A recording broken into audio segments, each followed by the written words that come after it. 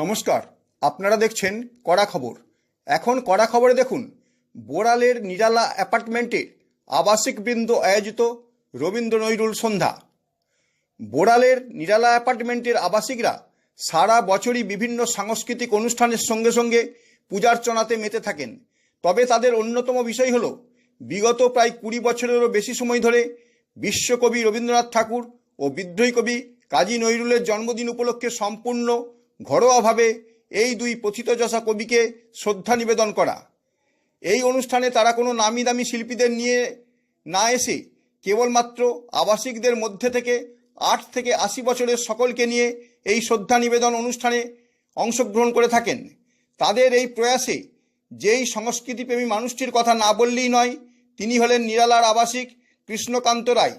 তিনি নিজে এবং আবাসিক সমিতির সভাপতি, সম্পাদক, সাংস্কৃতিক সম্পাদক সকলে মিলে যৌথ প্রয়াসে এই শ্রদ্ধাঞ্জলি অনুষ্ঠানের আয়োজন করেন। আসুন এখন আমরা সরাসরি পৌঁছে যাই এই সংস্কৃতিপ্রেমী মানুষটির কাছে, শুনে নিই এবছরের রবীন্দ্র নৈরুল সন্ধ্যা সম্পর্কে কি বললেন তিনি।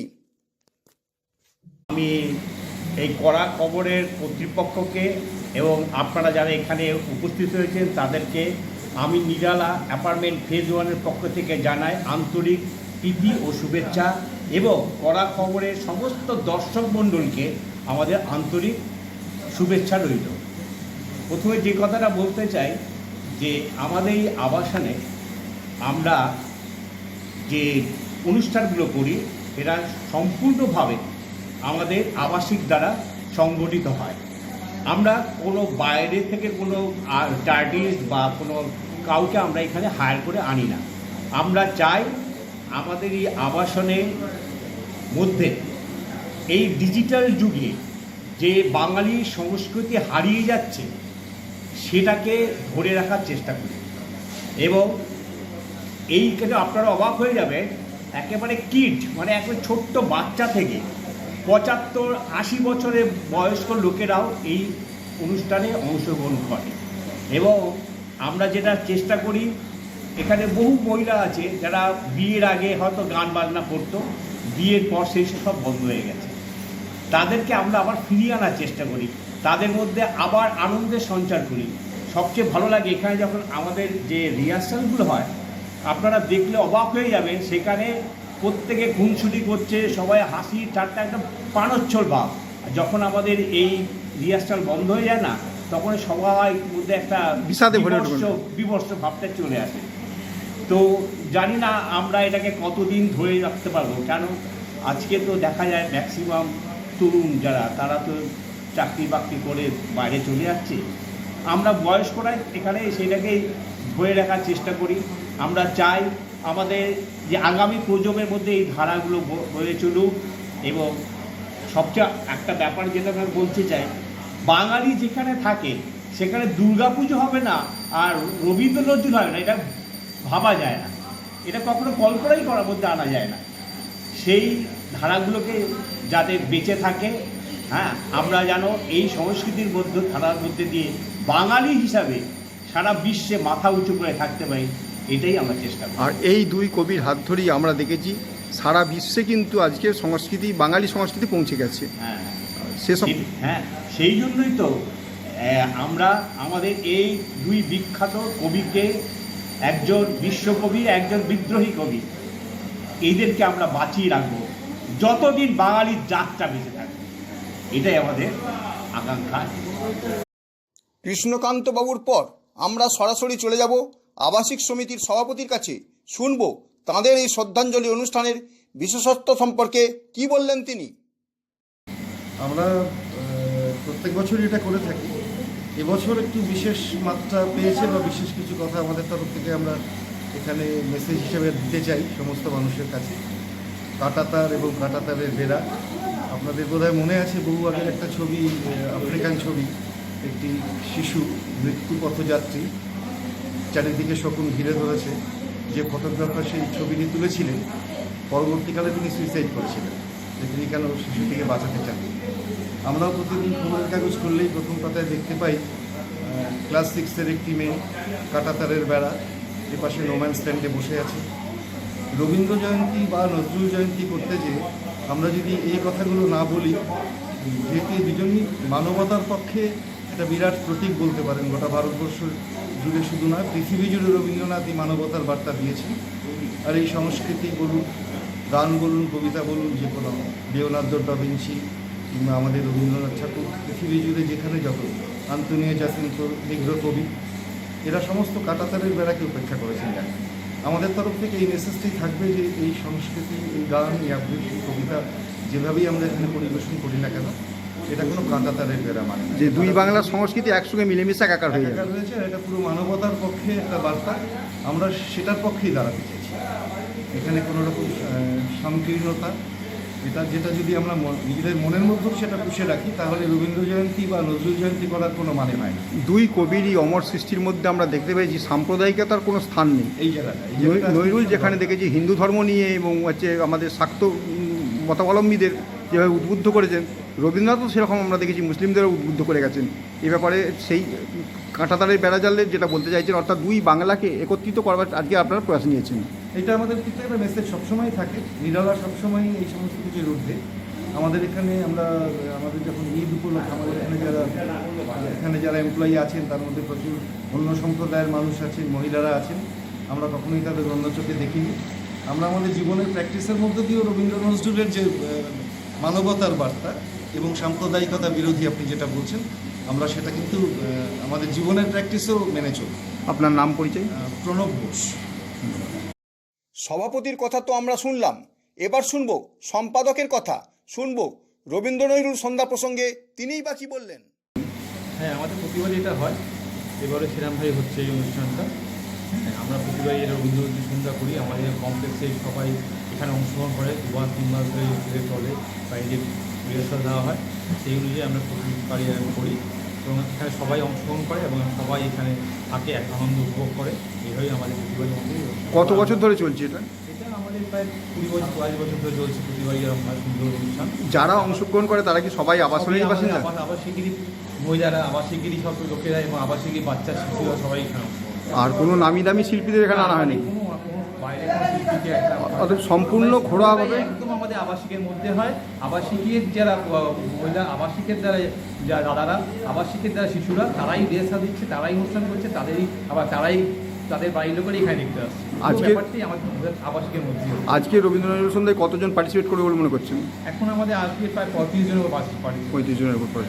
সেখানে রবীন্দ্র নৃত্য, রবীন্দ্র নৃত্য আছে, রবীন্দ্রনাথের গান আছে, নজরুলের গান আছে, তারপর নজরুল নৃত্যনাট্য আছে, কবিতা আছে, কবিতা আবৃত্তি আছে, বিভিন্ন রকম আমাদের করা। মানে সব রকম মিলিয়ে আজকে আজ দুই কবিকে শ্রদ্ধা জানাবেন। কবিগুরু রবীন্দ্রনাথ এবং বিদ্রোহী রাজীব ফজলুলকে শ্রদ্ধার জন্য আমরা পুরো অনুষ্ঠানটা করছি। সম্পাদকের পর আমরা চলে যাব আবাসনের এক সাংস্কৃতিক সদস্যার কাছে, শুনবো এবারে রবীন্দ্র নজরুল সন্ধ্যা প্রসঙ্গে কি বললেন তিনি। প্রত্যেক বছরের মতো নিরালা অ্যাপার্টমেন্ট রবীন্দ্র নজরুল সন্ধ্যার আয়োজন করা হয়। এইবারে আমরা একটা বিশেষ উদ্যোগ নিয়েছি। ছোটো ছোটো বাচ্চা যারা এখনকার দিনে মোবাইলে ভীষণভাবে আসক্ত, তাদেরকে আমরা এগিয়ে দিয়েছি। নতুন পদক্ষেপ নিলাম আমরা এবারে, যে তারা যেন এগিয়ে আসে, সমাজকে তারা নতুনভাবে তৈরি করে। তাদের হাতে এবার আমরা পরিচালনার দায়িত্ব দিয়েছি সমগ্র অনুষ্ঠানটাকে পুরাই এগিয়ে নিয়ে যাবে। অর্থাৎ নতুন প্রজন্ম যখন মোবাইলের প্রতি আবদ্ধ, তখন তাদেরকে সেই জায়গা থেকে বার করে এনে একটু সংস্কৃতি জগতে পৌঁছতে চাইছেন। একদম তাই। এছাড়া তো আমাদের আর কোনো জীবন নেই। রবীন্দ্রনাথ এবং নজরুল আমাদের রক্তে মিশে আছে, আমাদের ধমনী শিরায় মজ্জায় একদম ওতপ্রোতভাবে জড়িত। তাদেরকে ছাড়া আমাদের জীবন সূর্য যেমন ছাড়া আমাদের জীবন চলবে না, ঠিক তেমনই রবীন্দ্রনাথ এবং নজরুল ছাড়া আমাদের জীবন কিন্তু অসম্পূর্ণ। আর এতক্ষণ আমরা শুনলাম আবাসিক সমিতির সাংস্কৃতিক ব্যক্তিত্বদের কথা। এবার চলে যাব মূল অনুষ্ঠানে। অনুষ্ঠানের শুরুতে কি বললেন সাংস্কৃতিক অনুষ্ঠান পরিচালক কৃষ্ণকান্ত রায়। তারপর শুনব শ্রদ্ধাঞ্জলি অনুষ্ঠানের উদ্বোধনী সঙ্গীতে কবিগুরুর একটি গানের এবং বিদ্রোহী কবি নজরুলের একটি গানের অংশবিশেষ। আজ আমরা বিশ্বকবি, গীতিকার, ঔপন্যাসিক, নাট্যকার, চিত্রকর, সঙ্গীতজ্ঞ এবং দার্শনিক রবীন্দ্রনাথ ঠাকুরের জন্ম জয়ন্তী উদযাপন করছি। রবীন্দ্রনাথ ঠাকুর শুধু একজন কবি ছিলেন না, তিনি ছিলেন একাধারে সাহিত্যিক, সঙ্গীতজ্ঞ, নাট্যকার এবং দার্শনিক।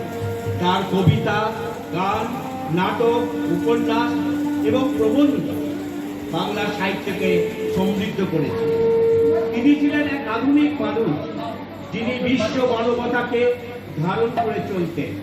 তার লেখাগুলোতে মানব প্রেম, প্রকৃতি প্রেম এবং সৌন্দর্য বোধ বিশেষভাবে প্রকাশিত হয়েছে। রবীন্দ্রনাথের শিক্ষা ছিল মানবতা, সত্য ও সুন্দরকে ভালোবাসতে শেখানো। রবীন্দ্রনাথ ঠাকুর একজন বিখ্যাত সুরকার এবং সঙ্গীতজ্ঞ ছিলেন। তার গান বাংলা সঙ্গীতের ইতিহাসে একটি বিশেষ স্থান দখল করে আছে। তার গানগুলো বিভিন্ন সামাজিক, রাজনৈতিক এবং ব্যক্তিগত আবেগ প্রকাশ করে।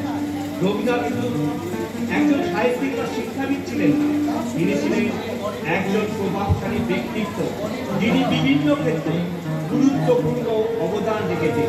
তিনি ভারতীয় রেনেসাঁসের একজন গুরুত্বপূর্ণ ব্যক্তিত্ব এবং তার কাজগুলো আজও বিশ্বজুড়ে সমাদৃত। রবীন্দ্রনাথ ঠাকুরের জন্ম জয়ন্তীতে আসুন আমরা তার আদর্শ ও শিক্ষা গ্রহণ করি এবং তার বিশ্ব মানবতাকে ভালোবাসতে শিখি। তার জন্ম জয়ন্তীতে তার প্রতি আমাদের গভীর শ্রদ্ধা জানাই।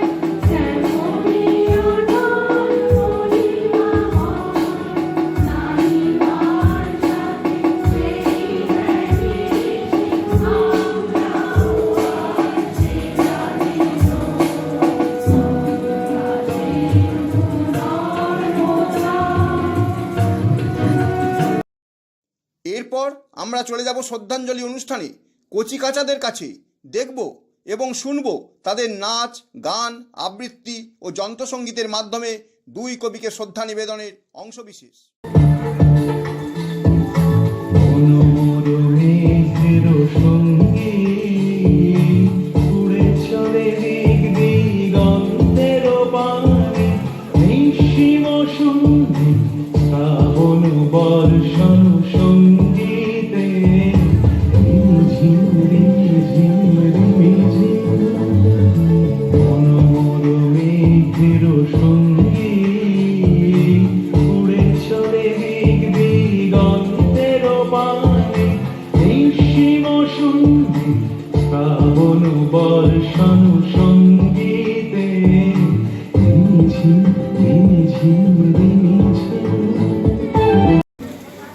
মোরা একই বৃন্তে দুটি কুসুম, হিন্দু মুসলমান, মুসলিম তার নয়ন মণি, হিন্দু তাহার প্রাণ।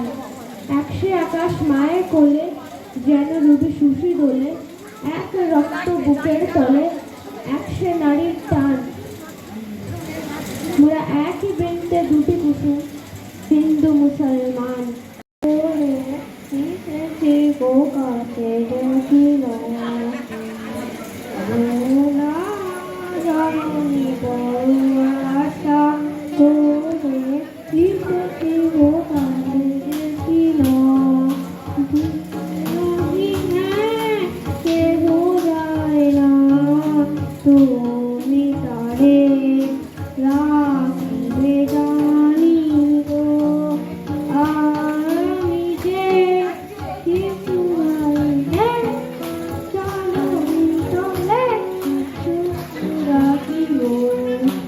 রবীন্দ্রনাথ ঠাকুরের কবিতা বলবো। সার্থক জনম আমার জন্মেছে এই দেশে, সার্থক জনম মানো তোমার ভালোবেসে।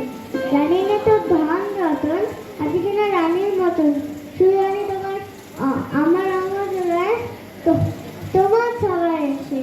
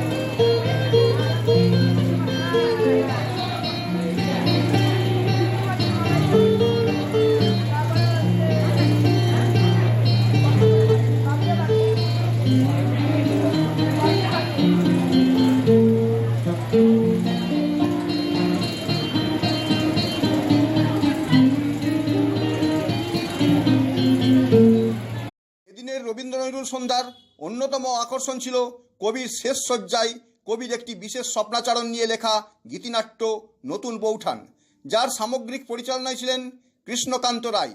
দেখাবো তার অংশবিশেষ। শুরু হচ্ছে আমাদের গীতিনাট্য নতুন বৌঠান, পরিচালনায় কৃষ্ণকান্ত রায়, সঙ্গীত পরিচালনায় পিয়ালি ভট্টাচার্য।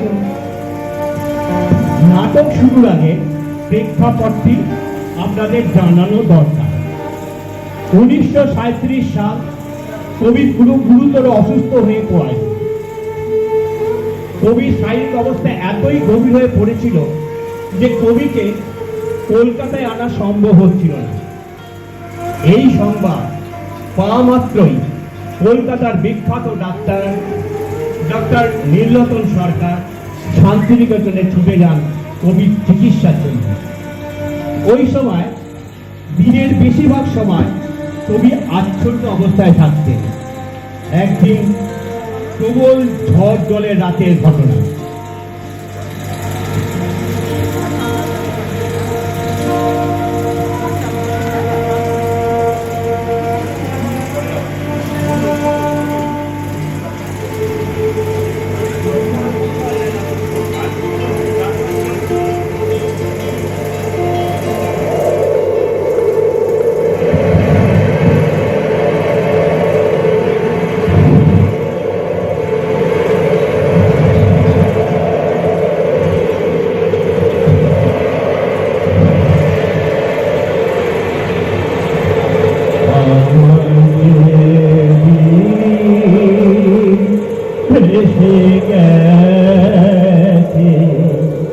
চোখের জলে আমার যে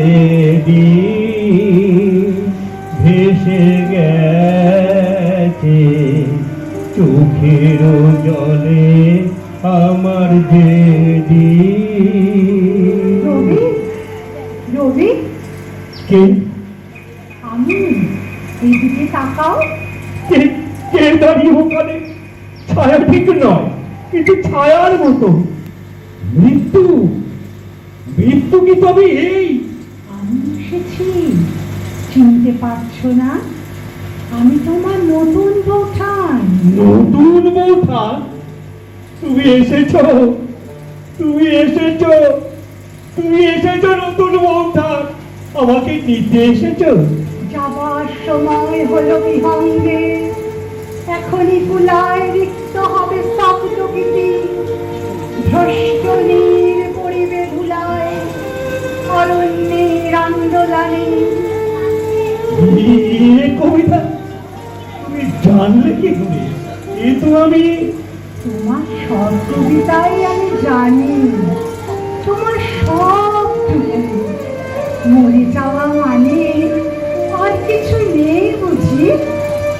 রাতের সব তারাই আছে দিনের আলোর গভীরে, কিন্তু তুমি লিখেছিলে রবি।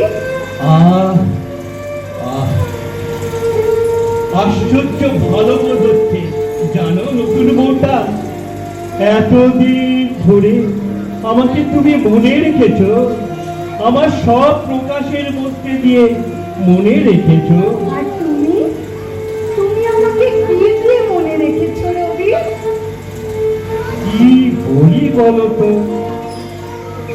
আমার সকল ভালোবাসা, সকল আঘাত, সকল আশায় তুমি ছিলে আমার কাছে, তুমি ছিলে।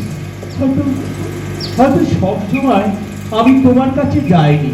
আমার হিয়ার মাঝে লুকিয়েছিলে, দেখতে আমি পাইনি তোমায়, দেখতে আমি পাইনি।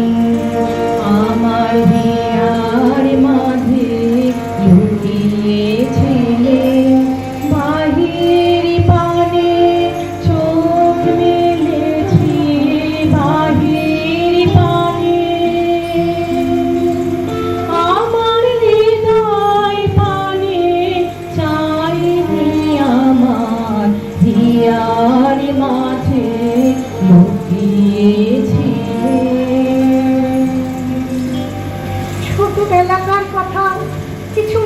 পড়ে না? 9 বছরের নতুন বউ আর তার 7 বছরের ছোট্ট দেওর। মনে পড়ে বাড়িতে তখন তুমি নতুন বউ, ছাদে বেড়াচ্ছিলে ছোট দিদির সঙ্গে। মনের কথা বলা বলি হচ্ছিল নিশ্চয়। আমি কাছে যাওয়ার চেষ্টা করতে ছোট দিদি এক ধমক। তখন তোমার মুখখানি যা হয়েছিল লজ্জায়, অপমানে রাঙা।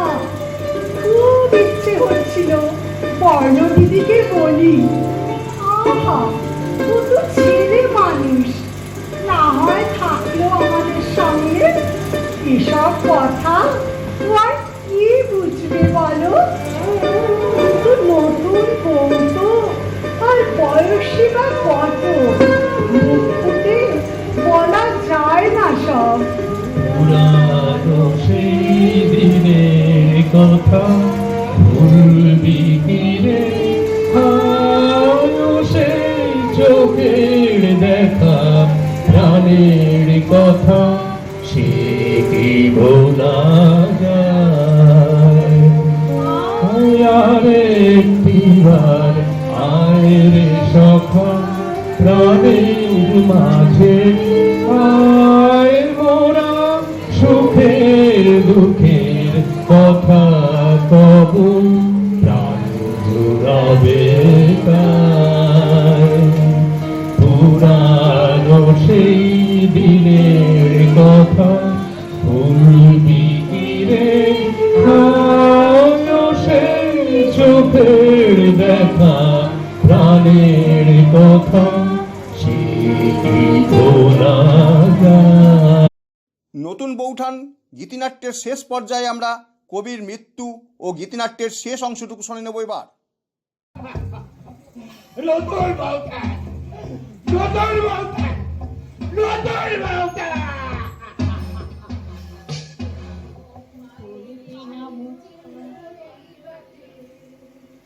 আমি বাইব না, আমি বাইব না মন খেয়া তুরি এই ঘাটে গো, যখন পড়বে না মোর পায়ের চিহ্ন এই ঘাটে। চুপিয়ে দেব বেচাকে না, মিটিয়ে দেব, মিটিয়ে দেব লেনা দেনা, বন্ধ হবে আনা গোনা এই হাটে। তখন আমায় নাইবা মনে রাখলে, তারার পানে চেয়েছে, নাইবা আমায় ডাকলে, যখন করবে না মোর পায়ের চিহ্ন এই বাটে। তখন কে বলে গো সেই প্রভাতে নেই আমি, সকল খেলায়, সকল খেলার করবে খেলায় আমি। আগে বলে গো সেই প্রভাতে নেই আমি। নতুন নামে বাঁধবে মোরে বাঁধবে, কাঁদবে নতুন বাহু ডোরে, আসবে যাব চিরদিনের সেই আমি। তখন আমার নাইবা মনে রাখলে, তারার পানে চেয়েছে, নাইবা আমায় ডাকলে, যখন করবে না মোর পায়ের চিহ্ন এই ঘাটে। আপনি কি আপনার খবর সরাসরি সম্প্রচার করতে চান অথবা আপনার এলাকার খবর দেখাতে চান? তাহলে যোগাযোগ করুন কৃষ্ণপ্রসাদ পাত্র, ফোন নম্বর 8622800252 অথবা 8282860856 এই নাম্বারে, অথবা অর্জুন সেন সিপিআরও, ফোন নম্বর 9433138840 এই নাম্বারে।